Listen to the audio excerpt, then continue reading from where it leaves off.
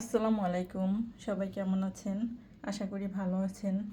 বন্ধুরা, আমার আজকের ইফতারির আয়োজন দেখেন বন্ধুরা, এটা ছোলা ভুনা, এখানে ভাজাভুজি সব কিছু আছে, আলুর চপ আছে, বেগুনি আছে।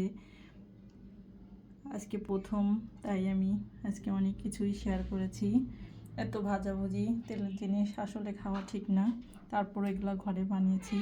এই শর্মা আমি ঘরে বানিয়েছি। আর এদিকে বুন্দিয়া, জিলাপি, শরবত। এই শরবতটা আমি চিয়া সিড, ইসুবুলের ভুসি, তারপরে রুয়াবজা না, ট্যাঙ্ক, চিনি সব দিয়ে আমি এই শরবতটা বানিয়েছি।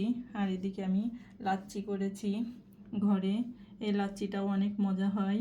আমি একটু দই দিয়েছি, খেজুর, বাদাম আর গুঁড়া দুধ দিয়ে এই লাচ্ছিটা বানিয়েছি। দেখেন, এটা ব্লেন্ডারে দিয়ে করা, অনেক মজা হয়।